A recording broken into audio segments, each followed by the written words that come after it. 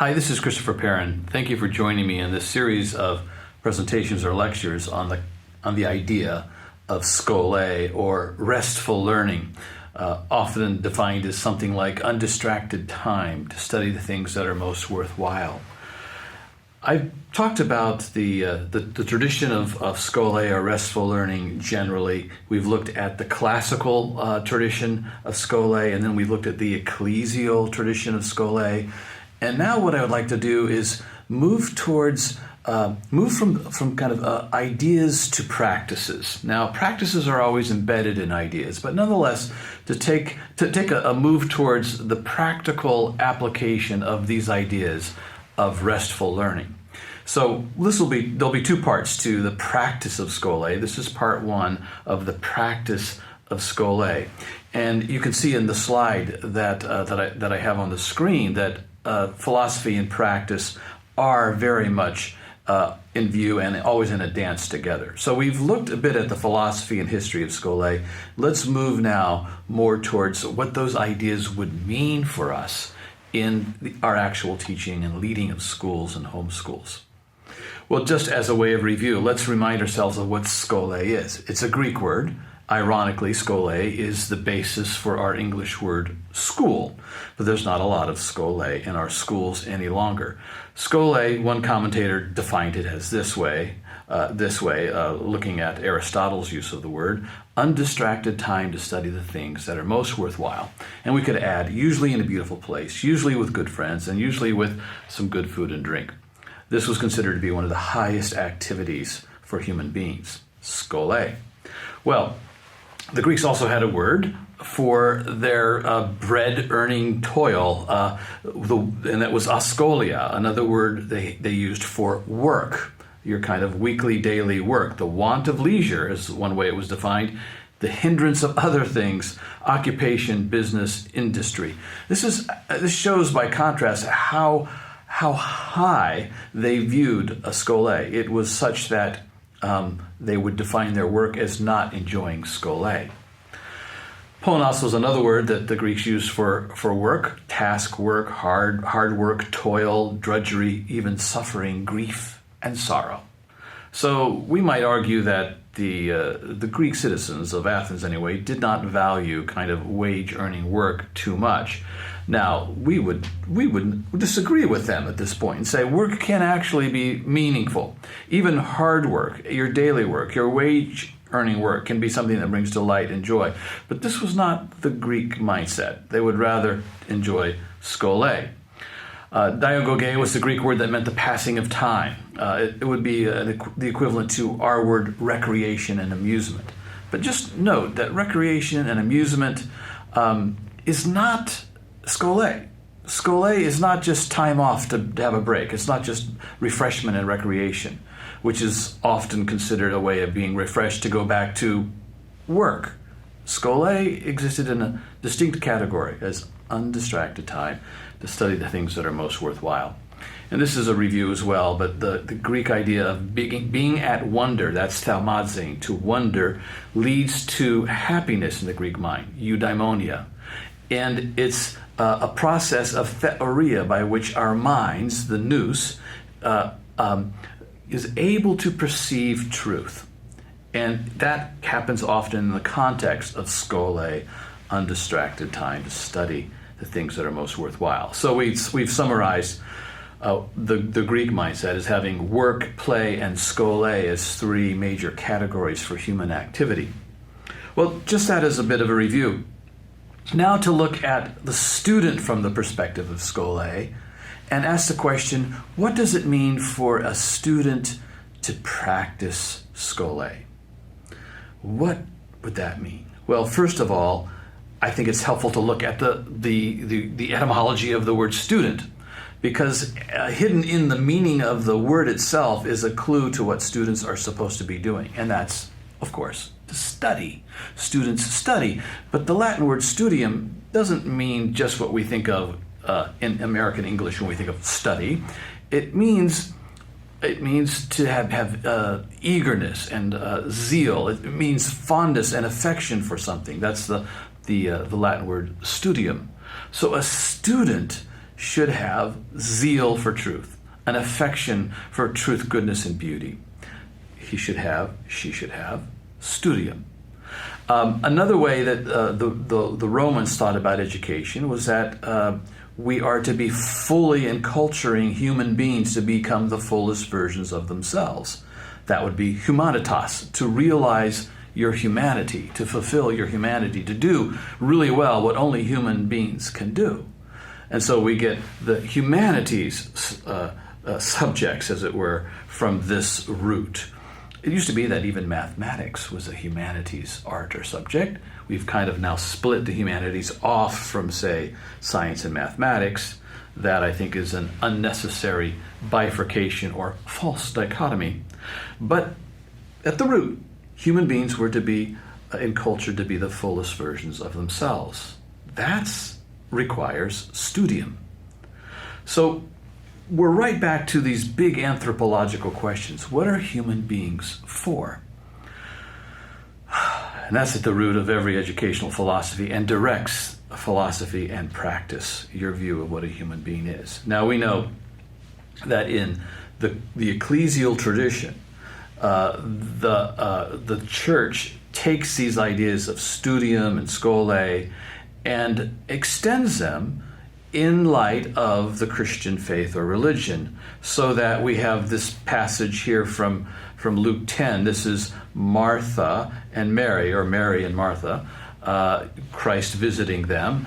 If you are familiar with this particular event recorded in the Gospel of Luke, you'll know that Martha was very busy either preparing or cleaning up after dinner. You can see here pictured here with a basket in her hand, whereas Mary was taking her time and sitting and having a great conversation with Christ, a kind of scholae moment, to be sure. And in this particular event, Martha comes and speaks to Jesus and says, "Jesus, please, don't you care for me? Tell my sister Mary to help me." And Christ's famous response is to say, "Martha, Martha, you are busy or anxious about many things, but Mary has chosen what is best, and it will not be taken from her." So this becomes, in the Christian tradition, a really important kind of scholae instruction, a scholae moment. Both of these women are regarded to be saints in the church. There is a time for being a Martha. There is a time for doing all kinds of work, domestic work, other kinds of vocational work. But there's also a time for contemplation, scholae, being undistracted, to talk with your best friends about the things that are most important. That should be a part of education as well. And so Martha and Mary become these kind of icons, if you were, these exemplars for two kinds of activity in our lives, both of them being important. Martha, the active life; Mary, the contemplative life. Both are important, but what's happened is our Martha has kind of swallowed up our Mary in our culture today. We know how to be Martha. We know how to be busy and active, and that's actually very good. We do need to be active. But there's also a place for contemplation, is there not? So we see people like Augustine making comments, and not only Augustine did this, but Gregory did this, Aquinas did this, did a comparison of Martha and Mary and the active life and the contemplative life, the vita activa, the active life, and the vita contemplativa, the contemplative life. Augustine, for example, says, active benevolence or love for our neighbor compels us to be active. Because we love the people around us, we can't just be sitting still at home all the time, even enjoying scholae and contemplation. We must be out. We must be serving. It's the righteous business that is the obligation of charity, according to thinkers like Augustine. And it's our orientation towards the necessities of this life. We do need to work. We do need to eat. We do need to prepare dinner and clean up after dinner. And so many other things as well. This is life under the sun. And under the sun, these necessities are our obligation, and an obligation of love or charity. But then there is the contemplative life, that diligent searching for truth, having leisure for the perception and the contemplation of truth, restful contemplation. It's our orientation not just towards the necessities of life, but in this case towards the eternal, the things that never change and are true for all human beings. It is life not so much under the sun, but in heaven. And Augustine says in this context, we shall see, we shall love, we shall praise in heaven. We're on our way there. We should even now begin to contemplate this reality too, because in a sense, it's already present in our earthly life. So going back now to the philosophical tradition, Aquinas and others would say there was human beings had two sides to us that correspond generally to the active and the contemplative life. Our minds have two kind of aspects, the ratio and the intellectus. And the ratio is the reaching hand. It's the collecting, categorizing mind. It's the classifying mind. It's logic. It's science. It's analysis. It's identifying things and putting them in their proper classes and understanding parts to whole. It's using reason. And that's very important and good. But there was also the intellectus, that part of our mind that was more like the open hand, that would gaze and ponder and savor and linger and even relish and delight. It pondered. It wondered. It was contemplation. And intellectus comes from the Latin root intua, which means I gaze. So it's a kind of seeing, whereas ratio means reason. Well, imagine how our verbs might change, and this will start helping us to move towards practices. Imagine now how your practice of teaching would change if these kinds of verbs characterized your teaching. Certainly, under the ratio side, we have adopted words that tend to be connected to the use of reason, like covering, researching, sometimes cramming. Sometimes we even move through, survey, and outline. Now, these things can be appropriate, but sometimes maybe cramming is not always appropriate. But what if we were following intellectus and thinking of scholae learning that involved verbs like steeping in something, seeking, gazing, pondering, enjoying and delighting, and contemplating? It's noteworthy that we tend to use verbs that are informed only by the ratio and covering, researching, cramming, etc., that also tend to distort even what ratio should be. And this is something that's important because our use of reason, ratio, and our use of intellectus, intellect, are both good, but both of them can be misconstrued, exaggerated, and distorted, even corrupted. All good things can be corrupted. So let's take a look at that. Here's how we could distort the active life of learning. There is active learning. I'm going to argue that most of our learning should be active learning. So in no way am I deprecating active learning. But we can distort active learning into frantic work and achievement, to overworking, to this idea of I'm going to master my life through unceasing work and study, kind of the complete commitment to arduous hard work to excel above and beyond, to goals like wealth, achievement, and fame that can lead to a kind of rivalry and greed. In other words, disordered passions, disordered loves that become vices in our life. That could be a distortion of the active life. Now, can we distort the scholae life, the intellectus life, the contemplative life, restful learning? Certainly we can. It could be distorted into a life of ease. I'm just going to kind of sit around and think all the time and never really have to do anything actively. I've been thinking about algebra, Mom, but no, I did not do my problems, but I've been contemplating the factoring process. No, that could be a distortion. It could lead to idleness. It could lead to a kind of self-centered pleasure seeking where we don't need to be engaging our peers, engaging our teachers, engaging other writers, engaging text. We can just be comfortable completely with our own thoughts. It can lead to a kind of focus on consumption. Everything is about me, a love of pleasure. And even our restful learning can turn into sloth and laziness. You know how these things can be corrupted because you've experienced them. So what we don't want are the distortions. We want harmony. So here's what it might look like if we were harmonized. The active life, active learning would be meaningful work. We would do work, and it would be, of course, in proportion or harmonized with contemplative and restful learning as well.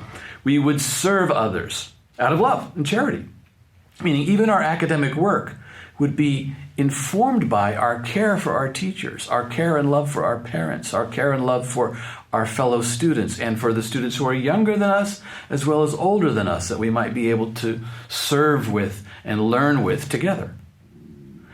It can even lead to worship and gratitude, where we respond to, in our work, we kind of sing while we work, being grateful that meaningful work is before us and that we get to do it with others, and therefore a kind of contentment.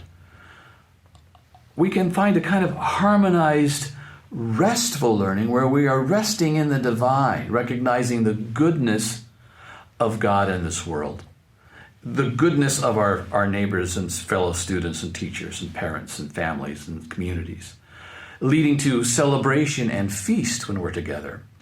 We enjoy so much and we affirm the goodness of our existence in this world that we love to celebrate that fact.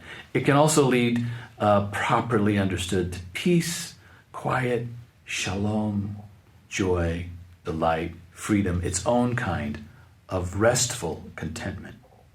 So that's what we're seeking.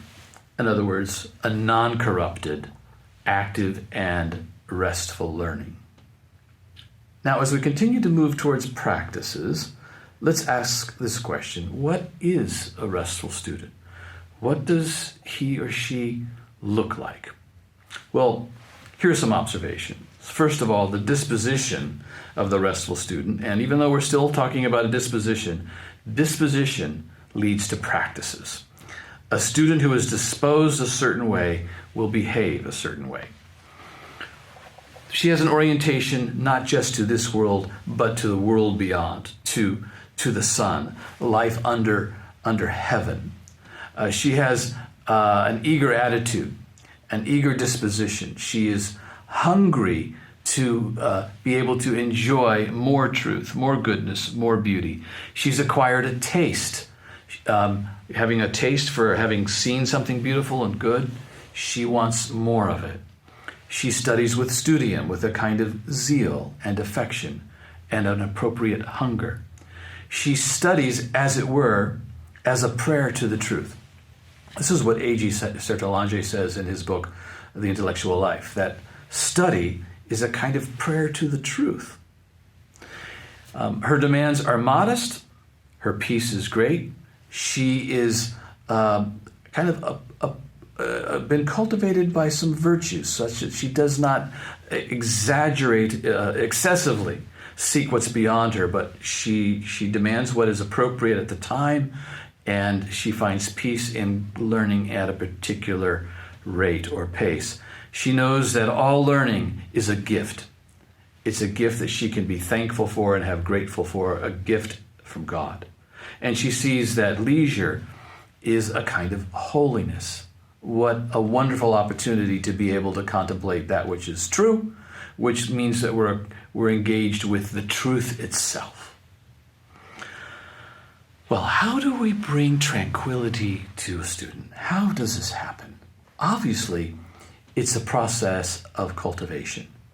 No, we can't tranquilize a student with a pill. There's no pill that we can just give to our students. We ourselves, as teachers and parents, have to model this restful learning ourselves. We have to model the tranquility so that students can see it and believe it, can believe that they can have this kind of lives themselves because they see it in us.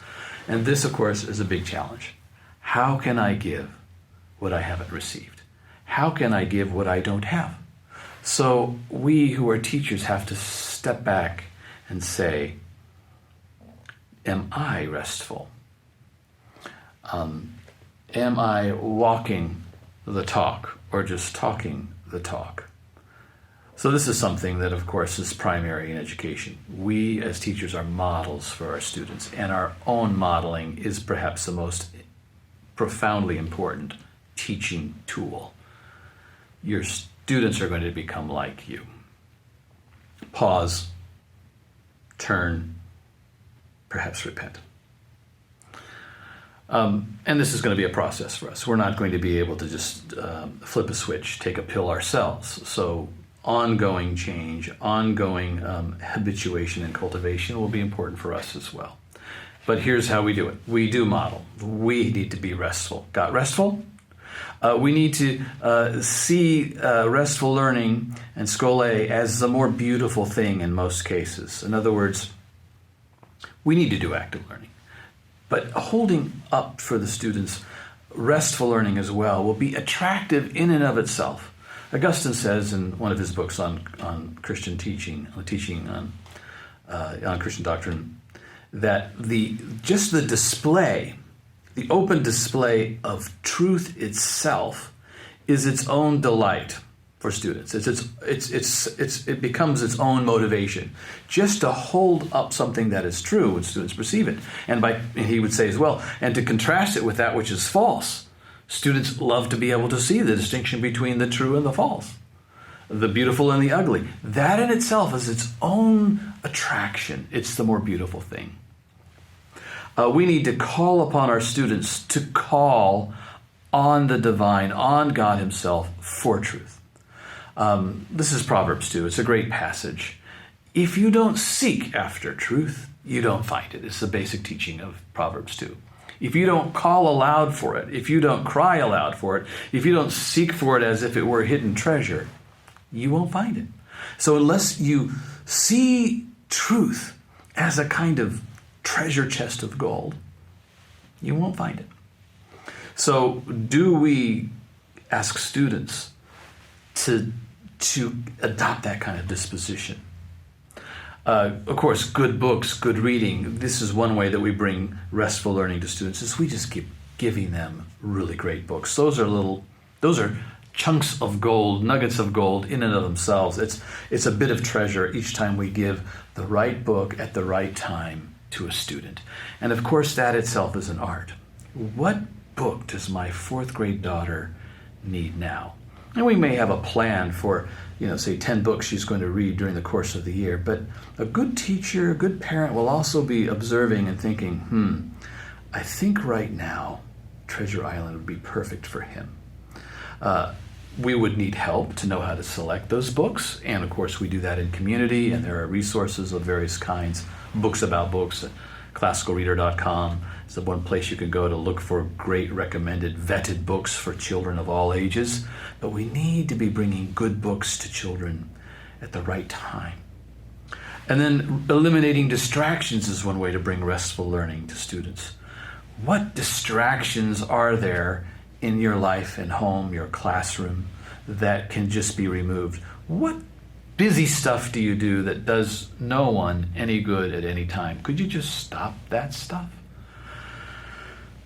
Distractions can come orally by what we hear, visually by what we see. Those are the two main ways. What can we do with our sonic field and our visual field to make them restful and beautiful? We'll look at this in a moment. How do we redeem the time? How do we actually find rest in our own schedules, like keeping the Sunday or the Sabbath? Learning key passages from Scripture, like Proverbs 2, can be very helpful. Philippians 4:8 comes to mind. Whatever is true and noble and good, etc., let your mind dwell on these things. That can be very helpful. The rhythm, and this is very practical in my mind, there needs to be a rhythm of rest in your school, your classroom, your family. The Sabbath pattern is really important here. What if we thought of this ratio of 1 to 7 as a kind of practice? This could be very practical. If you thought 1 unit out of 7 should be restful in our lives, generally speaking, 1 day out of 7, Sunday the Sabbath. What about 1 hour out of 7? What if you had a 35-minute lesson? That's 5 times 7. And what if 5 minutes, 1/7 of that lesson was committed to restful learning and contemplation? Now, I know you're thinking, how do I do that?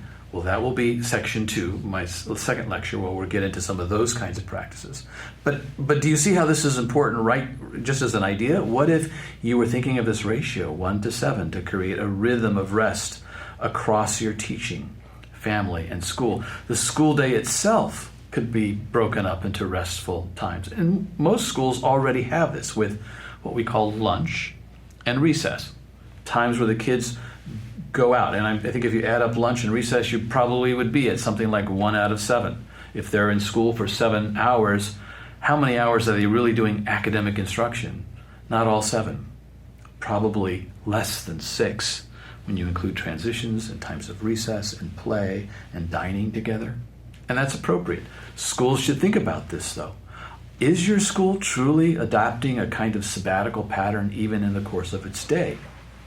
The lesson itself can be broken up this way, as I've said.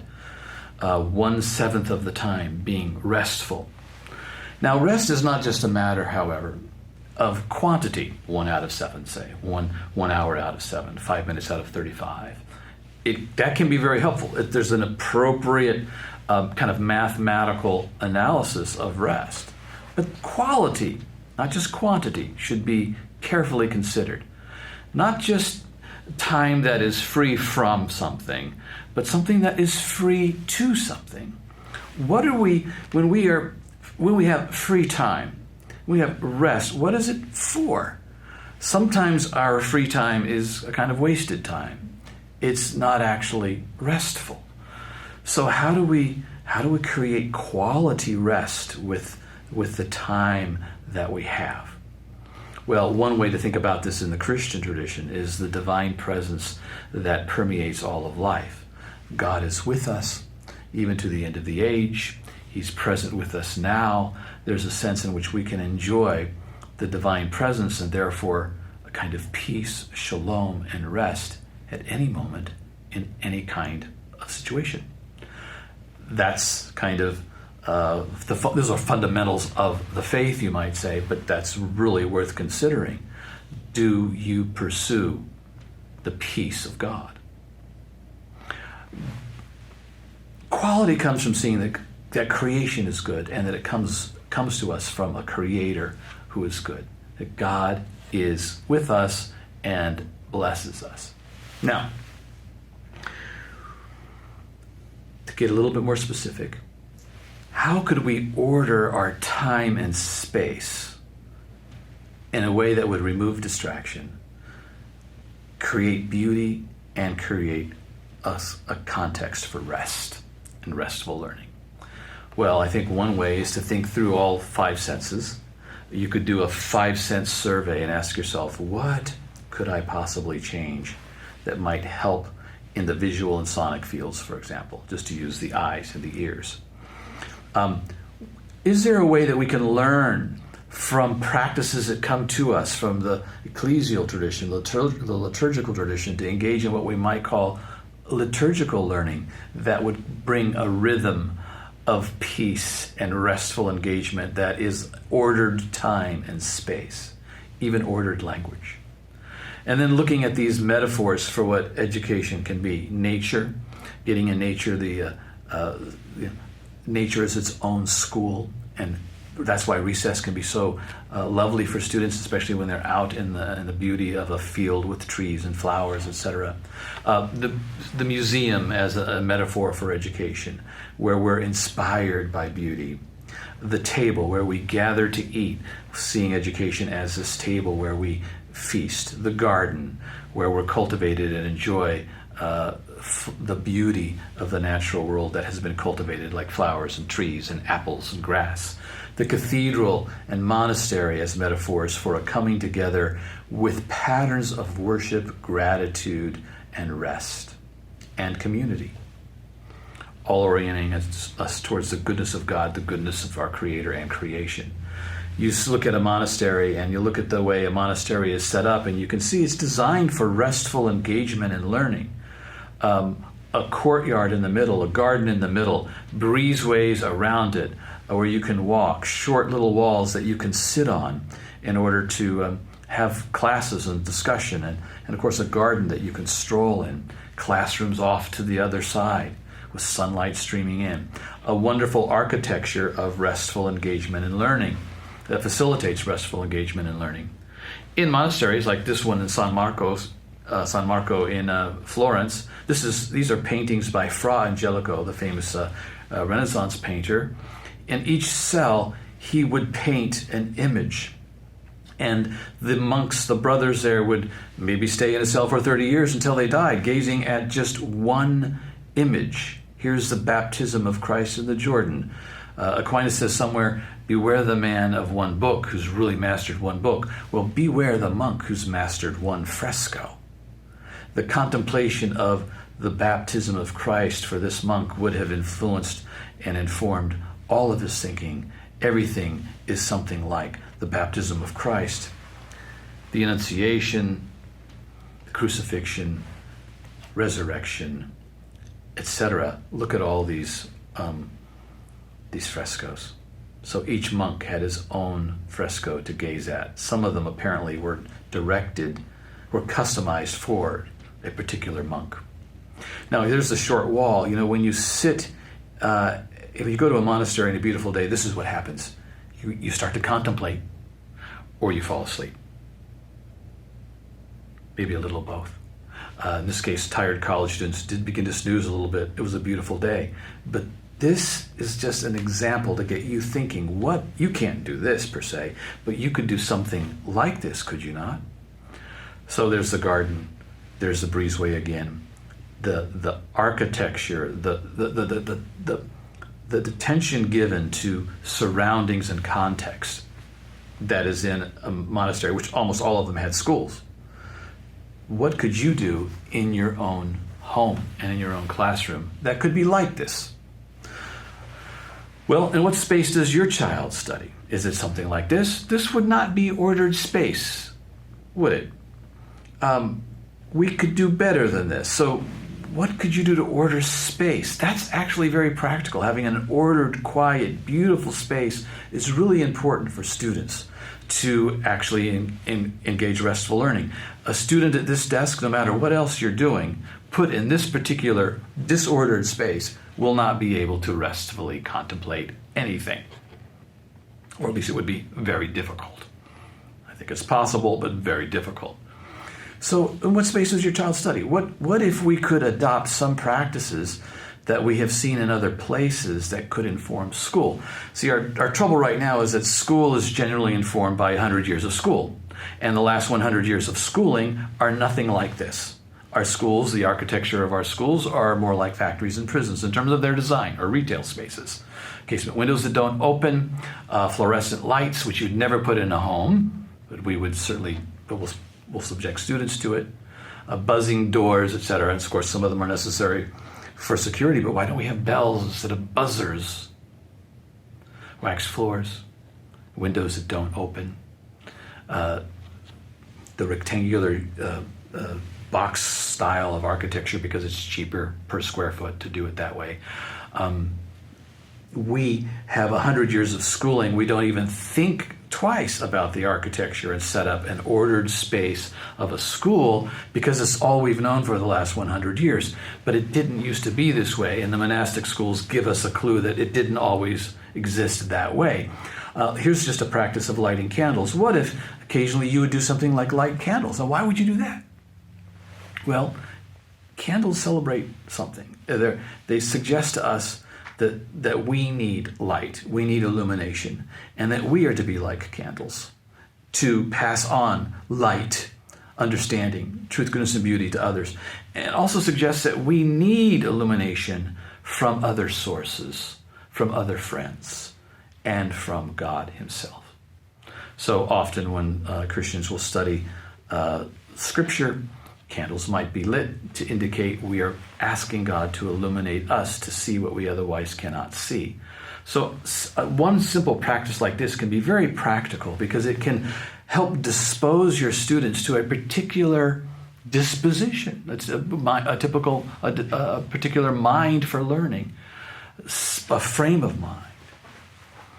So I'm just using this as one example. Are there others?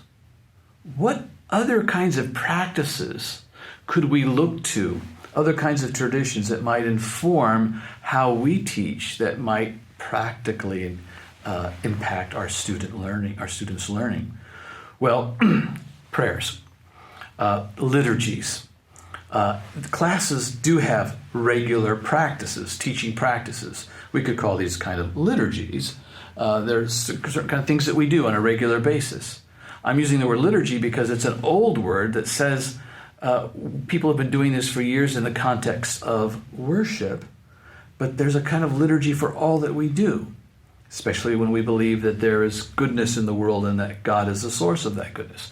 Here's what Aquinas wrote and did as a prayer before study. This prayer is called Ante Studium, before study. Grant me keenness of mind, capacity to remember, skill in learning, subtlety to interpret, and eloquence of speech. May you guide the beginning of my work, direct its progress, and bring it to completion. What if you had your students memorize a prayer like this and began class, or at least every day, this way? What if you're in the Christian tradition, would look to your liturgical tradition as a way of informing what education could be? James K. A. Smith suggests this in his book, Desiring the Kingdom, that perhaps the cultural liturgies that come to us ecclesially could inform what we're doing academically, scholastically. So, you know, a typical liturgy: salutation, adoration, confession, absolution, etc. What if these were, as it were, analogies for what you would do in a classroom? This would be very practical. This would set your students to a particular frame of mind and therefore help them to become restful learners. Salutation could be a warm greeting of students. Some teachers will stand at the door and welcome students and touch them as they come in, shake their hands. In some Christian schools, a hand would be placed on the head of the school and a blessing pronounced upon them, or a welcome. Adoration, giving thanks, expressing gratitude for the arts and the content of the art that will be studied. The confession of our need, of our ignorance, and our desire to be filled because we're hungry to know. And our absolution, that which is a kind of recognition that we do fail and we can be cleansed and renewed to start again. The petition, which is an ask, a petition for help and illumination. The sermon or homily can be, by analogy, what you actually teach your students. Communion can certainly be an analogy for contemplation. Those of you who are Christians, you know that when you commune, there's, it's not so much that you're verbally processing things, although there's a Eucharistic liturgy that's pronounced and spoken, but you're tasting, you're smelling, you're thinking. It's a very full-bodied, all five senses are engaged in communion, and it's a time of quiet and thought. What could be your communion, your Eucharistic communion or celebration in a particular class? And then celebration, part of communion, and benediction, a dismissal with thanksgiving. This could be a great outline for a lesson, and it changes the way we think about what a lesson could be from the last 100 years of nothing but text and objectives. Now, someone will say, look, school is not the church, so why are you trying to bring the church into the school? Well, in one sense, they are analogous. We come to know something that is true. We come to celebrate something that is true. We tend to commune about it. And for those of us who are in the Christian tradition, we believe that Christ is present everywhere. No, we're not going to actually do communion in our history class. But by analogy, we're using metaphor and analogy here. Shouldn't history have something that causes us to pause and to reflect? I would think so. So, finally, I will just leave you with some of these traditional practices that will then pull out with more specificity in my next presentation. We find practices like this: praying the hours, 7 or 8 times a day. Benedictine monks would and still do pray for short periods of time and recite the Psalms and pray throughout the day, concentrating the whole day, what would it look like for us to have times throughout the day where we stop and recognize the goodness of God in our lives? They kept a Florilegium, which was a commonplace book. Many of the monks did. It was a book of flowers, as it were. That's what Florilegium means. But they were recorded quotations that monks would memorize, so that those quotations that were beautiful would become a part of their hearts, not just their commonplace books, become a commonplace in the tablet of their heart, if you will. And of course, this was at a time when there were no printing presses. So this was a way to find and possess great literature and wisdom, was to memorize it. What if we resumed that kind of practice? The Lectio Divina was this slow reading of Scripture and sometimes other passages where we'd reread with different things in mind, where we would have times of prayer and contemplation and meditation. What if we looked at the Lectio Divina method as one way of doing study, or at least informing the way we do study? Just think about the monasteries and how time was ordered with space, and its time, space, and language were ordered with beauty. What could you do? The rhythm of ora et labora, of praying and working. This was a maxim of the Benedictines. Ora, it still is, ora et labora, pray and work. A blend, a harmony, not just one or the other. A blend and a harmony of solitude and community as well. Times to be alone. When do students really have appropriate times to be alone with their thoughts, to reflect, to write, to contemplate? Is that worked into your teaching? Reading to each other. The monastic schools' lunches would often be quiet lunches where someone would be reading some edifying work of literature, not just scripture. Works of history and literature would be read during dining times. Why don't we do stuff like that any longer? Could we have an occasional reading lunch, or perhaps just when half of the lunch, 15 minutes, features someone at a microphone reading something really interesting and beautiful? And then multum non multa, not doing too much, but going deep with a few things rather than a scattershot approach over many. This essentially can be summed up, and I'm concluding, as keeping the Sabbath. What if we just thought deeply about how important it is that one day out of 7 is for our rest? And that rest is not because of weariness, right? The Genesis narrative, when God rested on the 7th day, it was not because he was tired and weary. It was because he sought to enjoy and delight in the creation that was before him. And as it were, man being created on the 6th day wakes up in the 7th day of God's rest. And we are, therefore, creatures who do till the garden. We do work the soil, referring to the Genesis narrative. We name the animals. We do our study. We are actively engaged, but we also rest. What would it mean for you to bring rest practically into your school and homeschool? Well, I think we've already addressed that. But in the next lecture, we'll go to some very specific practices that will be examples of what this would look like in a school or homeschool. I'll see you next time for that presentation.